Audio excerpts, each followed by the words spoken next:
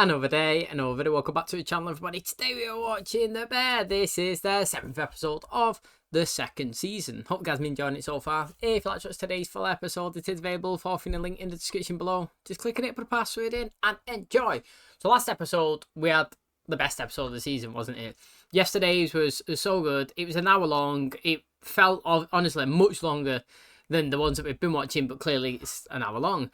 However, it also felt like it was a filler episode in the context of, like, it doesn't really push the current storyline forward, the one where, you know, they're opening a new store. However, it was more of a backstory, and it was information about the family and the relationships between them and the parents and the family and the siblings, and it was just a Christmas special, and it was, honestly, it was chaotic. I've got to say, it was absolutely chaotic. It was just 1 hour of shouting, arguing, fighting, loving. Her introduction to his mum, she seemed to have like an alcohol problem. Her sister was always asking me, she okay, she okay. She was getting stressed at her. His brother obviously killed himself, Mikey. He was there, you know, he was picking beef with people. They was all going mad, you know. Well, I don't know if it's a common thing in their tradition where they get 7 fishes and then they made 7 fish dishes in relation to each of those, and like the table was just absolutely full, food all the way down, and nobody even ate any of it because his brother was basically picking a fight, and it was crazy. And then a mum, you know, stormed off. She ended up getting a car and driving through her own house. It was just mayhem, honestly, it was. But like, by far, clear the best episode of the season so far. Do you know what I mean? So even though it wasn't progressing the current storyline here with them opening the store, it was definitely giving us an insight into his family, everybody around there. We was first told about Claire there, and they mentioned his, well, basically, you know, Richie and his brother was basically saying that they bigged him up. This was 4 years ago anyway in this storyline. Bigged him up to her, and he was like, "How'd you do that?" And you're like, "Because you're in love with her." And he's like, "No, I'm not. And that was 4 years ago. Do you know what I mean? And now they're in the present, and they've met, and they're kind of dating a little bit. So like, that's really interesting as well. And like I said, you know, it was total chaos. We've seen Richie's ex. Don't know what happened to them.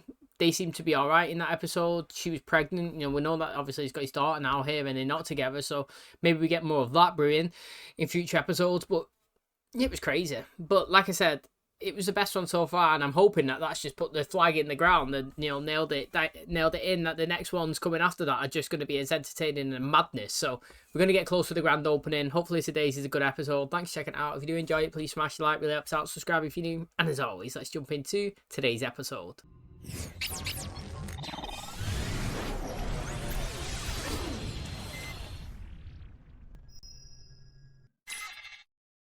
Important lessons of leadership that you've learned. First thing is that in order to get better, you change limits.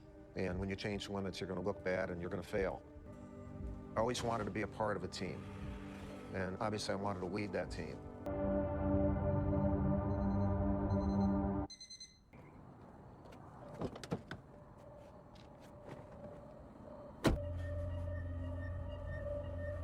Jesus fucking Christ, are you kidding me?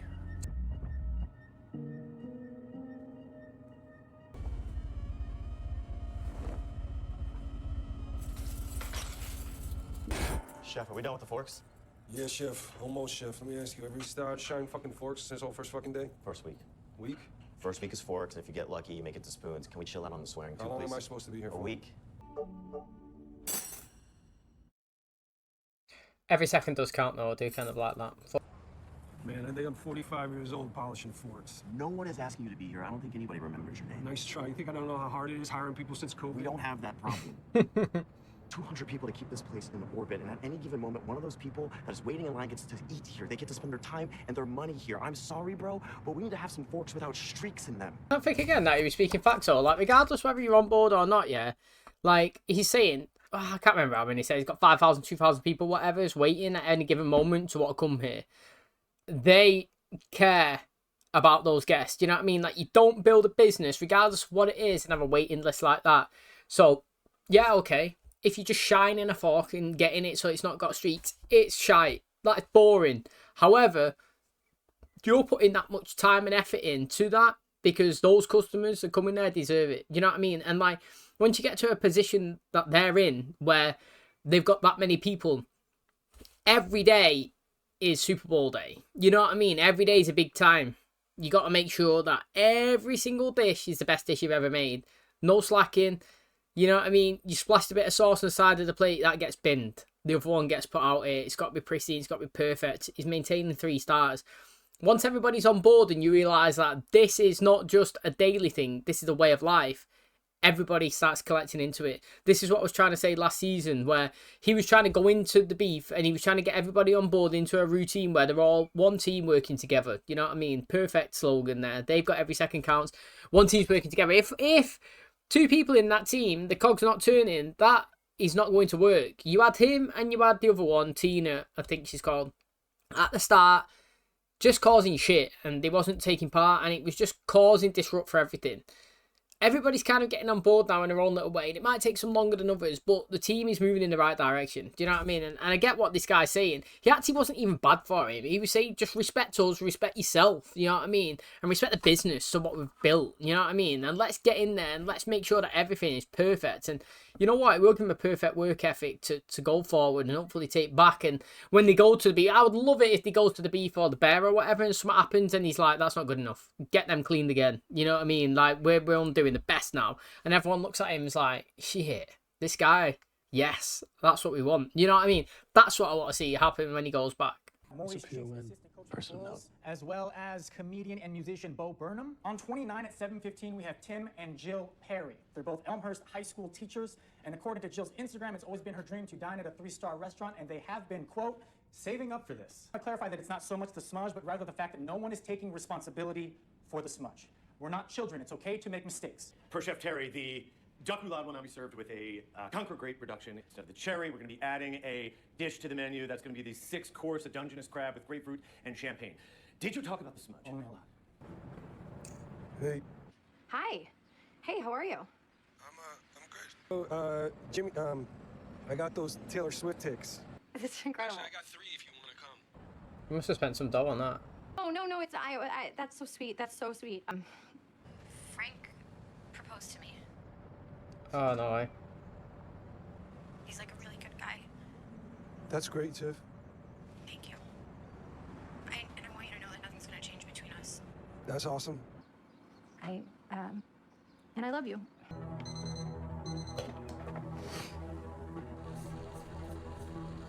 More forks. Look good?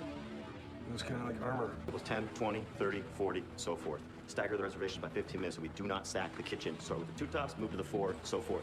All the servers take temperatures of the room, they communicate. What do all these different colors mean? Orange is a dietary restriction, yellow is out of town, green is a VIP, and blue means kitchen tour. Do this all day. I need you to stand in that corner and get the fuck out of my way for 1 minute. 5, distillation, eyes on 4. 24, walking in 5. 2, tasting a booze on deck, get them out fast, please, thank you. 12, walking out. You know what, before we go out there, right, I feel like I would be good, me, at stuff like this. In terms of, I've already expressed, yeah, like, and I not even watched stuff, but like, I already expressed, like, a splash on a disc, get it binned. I've already expressed that give Richie a front of house job where he goes out and he networks, or he doesn't, do you know what I mean? He's not at the front serving, he's out there customer base making everybody, you know what I mean? I even said about, fuck, you know, go out there and make people feel good and upbeat, like, I feel like I can see things that, like, it's easy wins and easy dubs, you know what I mean? And, like, how to utilise other people. Like, he clearly, yeah, from me just watching, isn't a guy you should be... I mean, if he wanted to be a cook and he'd learn for it, fair play. But, like, from my first visual observation, I could tell that he's a hardcore person who wants to be involved in the business, but he isn't in the back and he isn't in the front. He has to be utilised in a different way. He's an asset.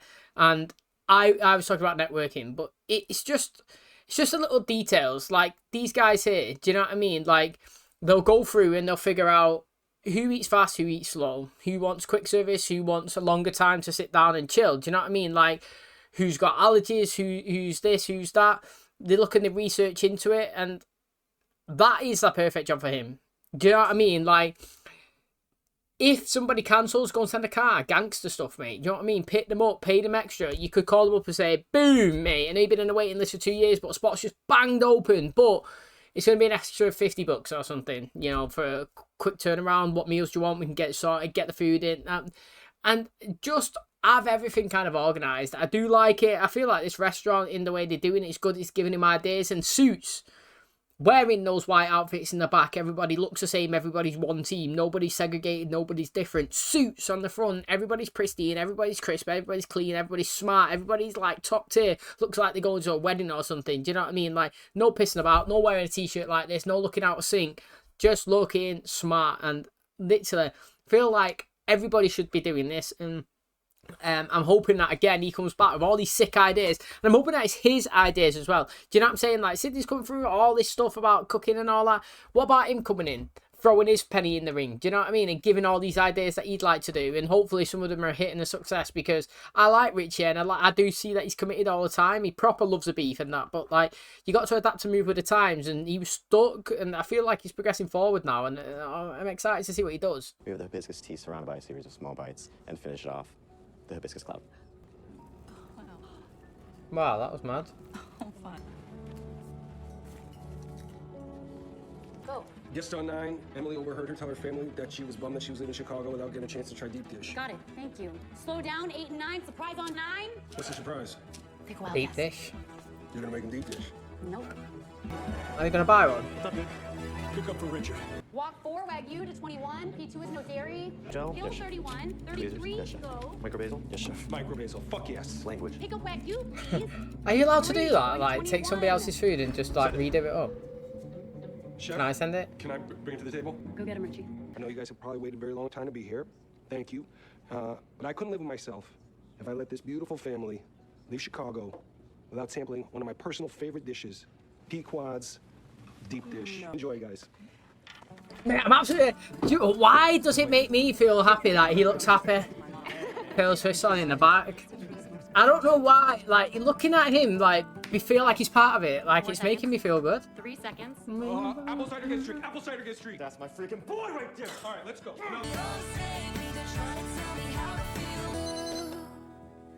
Yo, let me ask you, am I the oldest Stodge that's ever stodged here? I don't know, dude, probably. Thanks for a fun week, man. It was dope. Thank you, my man. It's fun. Yeah. Let me ask you, like, what if, I mean, I don't know what the situation is like, you know, but if something opens up, you know. Richie, that'd be awesome, but you know it's not my call. I got another job anyway. I am needed elsewhere. We failed the fire suppression test. Another one, dude? Yeah. No, you sent me there to get rid of me. To get rid of you. Fact! I fucking told you, please! Yes, I was annoying you, and you wanted me out of your hair. What? I actually don't think he sent in there to take the piss out of him. Everybody's been sent to improve it.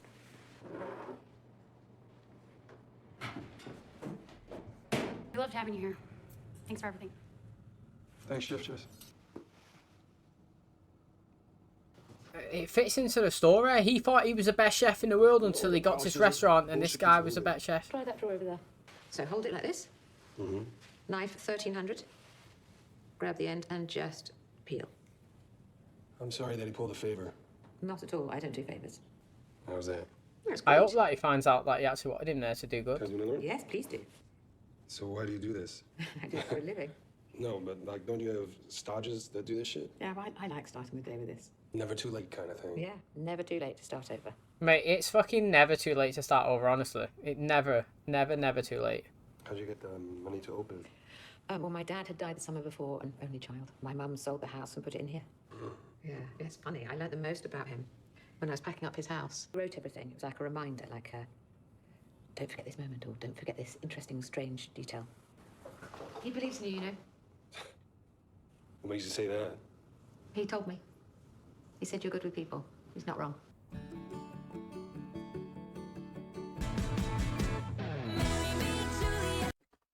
I thought it was a great episode again, man. Like, I mean, the last one, obviously it was an hour long. It was totally different. It was great, but I feel like it wasn't progressing today's storyline, where today's episode progresses today's storyline, and this is why I really liked it. And, you know, I'm all for, I'm a proper advocate and supporter of progression, me. Down in the dumps and getting somebody up and dusting them off and come on, fucking get going, mate. You know, like, you might have had a shit few years, but don't mean your next 10, 20 years of shit. Let's get up there, dust yourself off, fall off the horse, get back on it.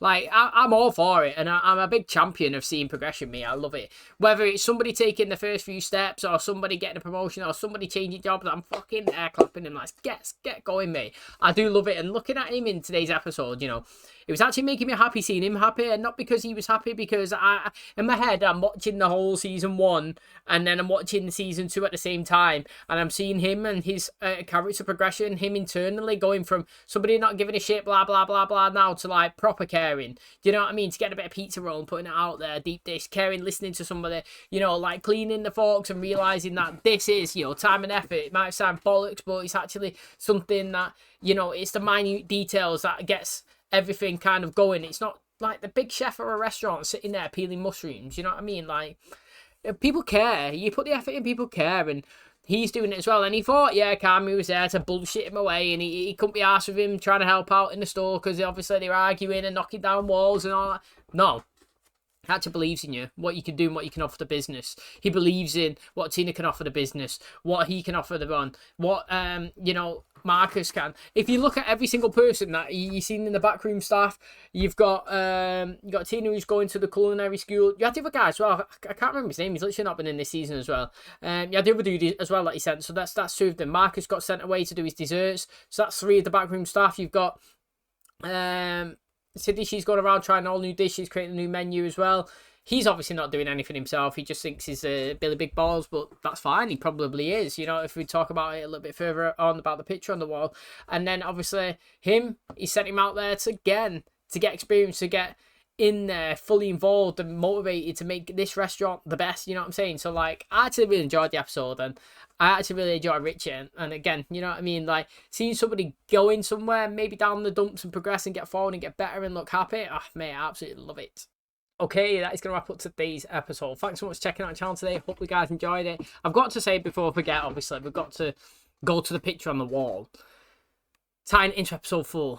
Marcus was there in Copenhagen, learning from a top tier chef, one of the, well, world's renowned chefs, to be honest. He sounded like he's got a star himself. He was saying that, you know, all his life he was growing up, he was dominating the field, he was opening up restaurants, he thought he was literally the big time player. Then he went to a restaurant that was like the best in the world, and he was another chef there, and it literally put him in his spot. It made him realise that he's never actually going to be the chef. No matter how good he thought he was, no matter how many times he was told he was the best, he got to this location and someone was better. No matter what he done, no matter how hard he worked, he was never beating this person. And he said that the thing that he soon realised is the best that he could do is rival. And when he means that, he means make sure that if that person's getting better, I'm getting better. Whatever that person does, I'm doing it. And he's using that person as a motivator to improve themselves and their own skills.